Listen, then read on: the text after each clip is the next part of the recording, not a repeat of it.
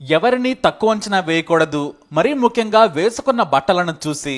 అంతేకాదు ఒంటిపై పేదరికం కనిపిస్తున్నా సరే ఎదుటి మనిషిని తక్కువగా చూడకూడదు. ఇది ఎన్నోసార్లు నిరూపితమైంది. అయితే వాషింగ్టన్ పోస్ట్ జర్నలిస్ట్ అయిన విశ్వనాథ్ తన భార్యతో కలిసి చెన్నై వచ్చారు. చాలా రోజుల తర్వాత ఆయన ఇండియా వచ్చారు. స్వతహాగా తమిళియన్, పుట్టింది పెరిగింది చెన్నైలోనే.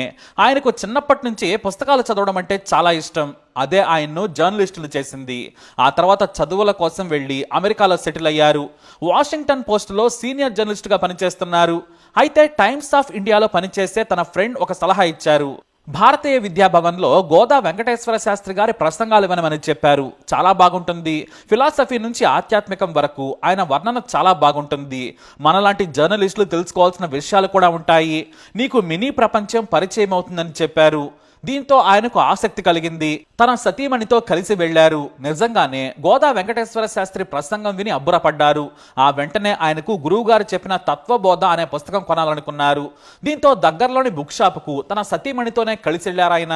అది కూడా వెంటనే, ఎందుకంటే ఆ పుస్తకం ఆ షాపులోనే దొరుకుతుంది.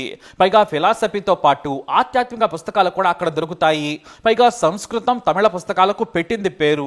తాను బుక్ షాపు మొత్తం వెతుకుతున్నాడు, కానీ తనకు కావలసిన బుక్ మాత్రం దొరకలేదు. అక్కడే కొన్ని బుక్స్ తీసి కొన్ని పేజీలు చదివి పక్కన పెట్టేస్తూ ఉన్నారు. అప్పుడే క్యాష్ కౌంటర్ దగ్గర నిలబడ్డ ఓ అమ్మాయి విశ్వనాథ్ దగ్గరకు వచ్చింది. ఆమెను చూసినా కూడా విశ్వనాథ్ పట్టించుకోలేదు. ఆమె బట్టలు చాలా సాదాసీదాగా ఉన్నాయి. చాలా పేదింటి అమ్మాయి అని చూడగానే చెప్పొచ్చు. దీంతో అతను ఆ అమ్మాయి గురించి తప్పుగా ఊహించుకున్నారు. అలా అరగంట తర్వాత కూడా తనకు నచ్చిన బుక్ మాత్రం దొరకలేదు. కొన్ని బుక్స్ను ఆయన ఎంపిక చేసుకుని చేతిలో పట్టుకున్నారు. ఆయన సతీమణి వచ్చి ఆ తత్వబోధ బుక్ వదిలేయండి, మళ్ళీ వచ్చినప్పుడు చూద్దామని సలహా ఇచ్చారు. అయితే ఆ సేల్స్ గర్ల్ పక్కనే ఉన్నా కూడా వారిద్దరికీ అడగాలనిపించలేదు. ఆ అమ్మాయి చాలా అమాయకంగా ఉంది. బహుశా చదువుకుందో లేదో అన్నట్లుగా చూశారు. పైగా ఇంగ్లీష్ గురించి, సంస్కృతం గురించి అవగాహన ఉండి ఉండదలే అనుకున్నారు. విశ్వనాథ్ చిరాకు చూసిన ఆమె, సార్ మీకు ఏ బుక్ కావాలి, నేను మీకు సాయం చేస్తాను అన్నదా అమ్మాయి. ఆ అమ్మాయి వైపు చూసిన విశ్వనాథ్, నేను తత్వబోధ అనే బుక్ కోసం చూస్తున్నానని చెప్పారు. మీకు సంస్కృతంలో ఉన్న తత్వబోధ కావాలా, ఇంగ్లీషు లేదా సంస్కృతం కలిపి ఉంది కావాలా, లేదా పూర్తిగా తమిళంలో ఉన్నది కావాలా అని అడిగింది. దీంతో ఆమెకేదో కొద్దిగా తెలిసినట్టుగానే ఉందిలే అనుకున్నాడు విశ్వనాథ్. అయినా సరే ఆ అమ్మాయిని తక్కువగానే చూశారు. సంస్కృతంతో పాటు ఇంగ్లీష్లో ఉన్నది కావాలని అడిగారు. మా దగ్గర చాలా బుక్స్ ఉన్నాయి సార్, కాకపోతే మీకు హిందూ పబ్లికేషన్స్ కావాలా, చిన్మయానంద మిషన్స్ వాళ్ళు ప్రచురించింది కావాలా, రామకృష్ణ మఠం తత్వబోధ బుక్ కూడా ఉందన్నారు. ఆ మాట వినగానే షాక్ అయ్యారు ఆయన. అసలు ఇంతమంది ఇదే పేరుతో పబ్లిష్ చేశారని నాకు తెలియదు, కానీ నేను తత్వబోధ చదవాలనుకుంటున్నానన్నారు ఆయన. మీకు తమిళం చదవడం తెలిస్తే నేను మంచి బుక్ చెబుతానన్నదా అమ్మాయి. ఆ మాట వినగానే ఆయనకు ఒక్కసారిగా సంతోషం వేసింది. ఎంతసేపు నేను చాలా తక్కువగా ఈ అమ్మాయిని చూశాను, కానీ నాకే ఓ బుక్ను సజెస్ట్ చేస్తుంది అనుకున్నాడు విశ్వనాథ్. నేను చెన్నైలోనే చదువుకున్నాను, తమిళం బాగా వచ్చన్నారు ఆయన. అయితే మీరు ఎం శివరామన్ రాసిన ఈ బుక్ చదవండి, మీరు మైమరిచిపోతారు, మీ ఆలోచనలు కూడా మారిపోతాయి, అంత గొప్పగా ఉంటుందని చెప్పింది ఆ అమ్మాయి. ఆ మాటలు వినగానే కొనడానికి చెబుతుందా అనుకున్నారు ఆయన. అలా అనుకుంటూనే నవ్వుతూ ఆమె వైపు చూశాడు. ఇంకా నమ్మకం కుదరలేదు. సార్ ఈ బుక్ మీకు నచ్చుతుంది, తమిళంలో కూడా ఉంటుంది, మీకు సంస్కృతం తెలుసు కాబట్టి కావాల్సిన చోట ఆ భాషలో కూడా ఉంటుంది, చూడమని ఓపెన్ చేసి ఓ పేరా చదివి వినిపించింది. దీంతో ఒక్కసారిగా ఆ అమ్మాయి మీద గౌరవం పెరిగిపోయింది. ఈమెకు మంచి నాలెడ్జ్ ఉంది, అలాగే వయసుకు మించి జ్ఞానం ఉందనుకొని సంతోషించారు ఆయన. చూడటానికి నల్లగా పాత బట్టలతో నూనె రాసిన జుట్టుతో ఉంటే ఈమెకు తత్వబోధ బుక్ ఏం తెలుస్తుంది అనుకున్నారు ఆయన.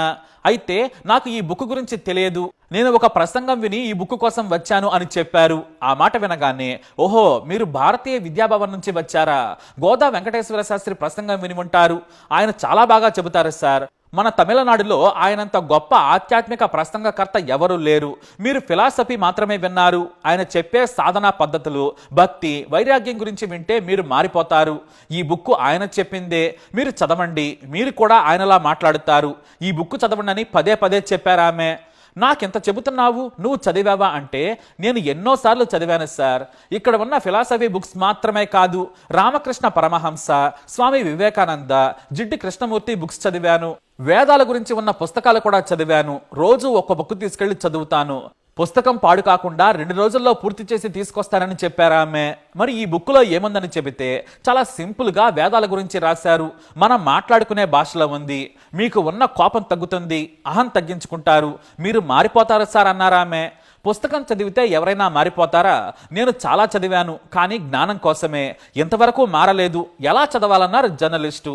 మీరు పూర్తిగా లీనమై చదవండి, బోర్ ఫీల్ కావద్దు. ప్రతి వాక్యం వెనుకున్న అర్థం ఏమై ఉంటుందో ఒకసారి ఆలోచించండి. మీకు నచ్చిన చోట ఆగి ఆలోచించండి. మీరు అంకిత భావంతో చదివితే దానిలోని పరమార్థం తెలుసుకుంటే మారిపోతారు అని చెప్పింది ఆ అమ్మాయి. తనకు తానుగా గోదా వెంకటేశ్వర శాస్త్రి ఆమెలో కనిపించాడు. లీనమై ఆమె మాటలు వింటుండగా విశ్వనాథ్ సతీమణి వచ్చి కదిలించారు. ఆ అమ్మాయి మాటలు విన్న విశ్వనాథ్ సతీమణి, చూశారా ఈ అమ్మాయికి ఎంత నాలెడ్జ్ ఉందో, ఎప్పుడు ఆ విదేశీ వ్యక్తుల గురించి రాస్తారు, ఈ అమ్మాయి గురించి రాయమని చెప్పారు. నీతో మాట్లాడుతానమ్మా, కొద్దిసేపు సమయం ఇస్తావా అన్నారు ఆయన. మా ఓనర్ ఇబ్బంది పడతారు, చాలా మంది కస్టమర్లు ఉన్నారు కదా సార్, మరోసారి కలుస్తానని చెప్పారు. ఆ తర్వాత విశ్వనాథ్ భార్య షాప్ యజమానికి డబ్బులు చెల్లిస్తూ మాటలు కలిపారు.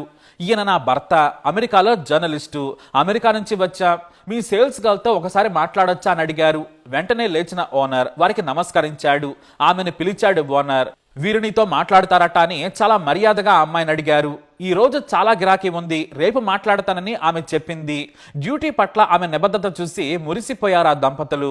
ఇక ఆ రోజు అక్కడి నుంచి వెళ్లిపోయారు. కానీ విశ్వనాథ్ గారికి నిద్ర కూడా పట్టలేదు. రేపు షాపు ఎప్పుడు తీస్తారా, ఎప్పుడెళ్ళి కలుద్దామా అనుకున్నారు. ఆ మరునాడు ఉదయమే ఎన్ని పనులున్నా సరే వదులుకొని ఆ అమ్మాయిని కలిశారు ఆయన. నీ పేరేంటమ్మా అని అడిగారు ఆ జర్నలిస్ట్. కళాయివాణి అని చెప్పింది. నువ్వు మా ఆవిడ నమ్రతకు బాగా నచ్చావు, నీకు ఎంత జీతం వస్తుంది అని అడిగారు. సార్ నాకు 2500 జీతం, అది సరిపోదు, కానీ మా ఓనర్ చాలా మంచి వ్యక్తి, చాలా సాయం చేస్తాడు. నాకు 5 చెల్లెళ్ళు, నాన్న చనిపోయాడు, అమ్మకు అనారోగ్యం, నేనే పెద్ద, నా చెల్లెళ్లను చదివిస్తున్నాను, వాళ్ళు బాగా చదువుకోవాలి, అందరూ ప్రభుత్వ స్కూల్లో చదువుకుంటున్నారు. నేను 9వ తరగతి వరకు చదువుకున్నాను, కానీ నేను పని చేస్తేనే ఇల్లు గడుస్తుందని చెప్పింది ఆ అమ్మాయి. మరి పుస్తకాలు ఎందుకు చదివావని అడిగారు జర్నలిస్ట్. మా యజమాని చాలా మంచివారు, కొత్తలో షాపులోకి వచ్చినప్పుడు కస్టమర్లు ఏవేవో పేర్లు చెప్పి అడుగుతుండేవారు. కొంతమంది ఈ బుక్ బాగుంటుందా అని అడిగారు. నాకు ఉద్యోగం కావాలి కాబట్టి వాటి గురించి తెలుసుకోవాలనుకున్నాను. కానీ నేను మొదట రమణ మహర్షి పుస్తకం చదివిన తర్వాత వాటిపై ఆసక్తి పెరిగింది.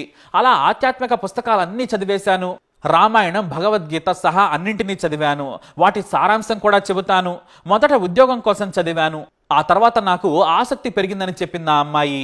దీంతో విశ్వనాథ్ ఆమె కష్టాలు చూసి బాధపడ్డారు. నీకు నెలకు 10,000 పంపిస్తాను, నీ కుటుంబానికి ఆసరాగా ఉంటుంది, సరేనా అన్నారాయన. మా ఓనర్ని అడగండి సార్ అని చాలా కూల్గా చెప్పింది ఆ అమ్మాయి. ఎందుకంటే సాయం చేస్తానన్నా కూడా ఆమె చాలా మామూలుగానే స్పందించింది. ఆమె కళ్ళల్లో ఆశ్చర్యం కూడా లేదు. వెంటనే షాపు ఓనర్తో మాట్లాడి, మీ అకౌంట్ డీటెయిల్స్ చెప్పండి, నెలకు 10,000 పంపిస్తాను, నాకు చేతనైనంత వరకు సాయం చేస్తానన్నారు జర్నలిస్టు. అందుకు ఆ షాపు ఓనరు, నా అకౌంట్ ఎందుకు సార్, ఆ అమ్మాయి పేరు మీద రేపే అకౌంట్ తెరుస్తాను, మీకు పంపిస్తాను, మీ ఫోన్ నెంబర్ ఇవ్వమని అడిగారు. మెయిల్ అడ్రస్ కూడా తీసుకున్నారు ఆయన. అంతలో విశ్వనాథ్ సతీమణి నమ్రత కూడా వచ్చారు. నీకు ఇంత తెలివి ఎలా వచ్చిందే తల్లి, నువ్వు బాగా చదువు, అమెరికా తీసుకెళ్లి నీతో తెల్లవాళ్లకు ఫిలాసఫీ క్లాసులు చెప్పిస్తాను అని నవ్వుతూ ఉన్నారు. అక్కడి నుంచి కదిలిన విశ్వనాథం మాత్రం, మన దేశంలో డబ్బులు లేక, పరిస్థితులు కలిసి రాక ఎంతమంది మేధావులు కనుమరుగవుతున్నారో అంటూ వెళ్లిపోయారు. లింక్డ్ఇన్ పోస్ట్లో చేసిన ఈ కథ ఇప్పుడు మళ్ళీ వైరల్గా మారింది. ఇక ఈ స్టోరీ విన్న తర్వాత కళాయివాణి గురించి మీరేమనుకున్నారు? మీ అభిప్రాయాన్ని కమెంట్ ద్వారా తెలియజేయండి. వీడియోని లైక్ చేయండి, షేర్ చేయండి, మా ఛానల్ని సబ్స్క్రైబ్ చేసుకోండి.